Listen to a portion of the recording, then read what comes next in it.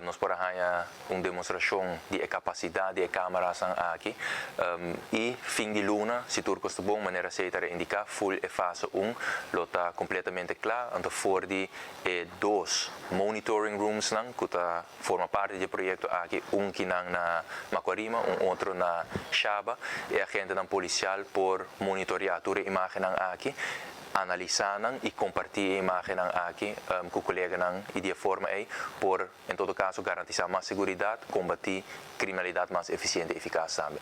Sumamente satisfeito de por com o projeto aqui está avançado, está fase 1, fase 2, 3 e 4 já acaba de aprovar e também vai ser executado dentro de pouco. A seguinte fase está a área, a hot zone, a high-rise area de hotel também. Está consistir com câmaras que vai percorrer para full a área alta hermeticamente cerrada, de forma aí por WAC. Tour e moveção que está sucedendo na área aqui.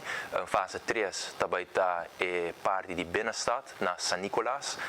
É o mesmo conceito, através de câmaras, garantizar que a área é hermeticamente cerrada e de forma a elevar a segurança.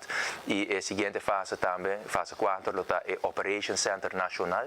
Essa aqui está uma localidade para fora do corpo policial, bom de mando do corpo policial, caminha lo percorrer com tour e diferentes câmaras onde fazem aqui, te chega junto, toda a imagem, então time multidisciplinário consistindo de personal de full cadeia judicial, lo monitorear, analisar e compartilhar a imagem aqui. De forma aí, nós está enfocado na parte de prevenção, mas no mesmo momento também, ora algo suceder, nós temos a imagem e de forma aí, percentagem de resolver casos, lo vira mais alto ainda, pelo que é o Corpo Policial e o Ministério Público. Para bem grande na Corpo Policial, que é o projeto aqui, e na CEITAR também, que percorre para a execução dentro de linha de tempo definida. De parte de CEITAR, nós está mais contente, agradecido que nós temos a oportunidade aqui para oferecer governo, Ministério de Justiça, KPA, sistema de câmara junto com network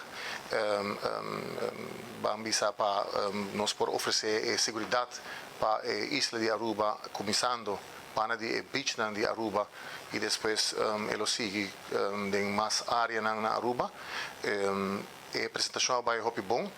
Nós vamos mostrar ao ministro que o corpo-chefe a vídeo wall de parte central, desde onde a polícia por a câmera não tem instalada a câmera.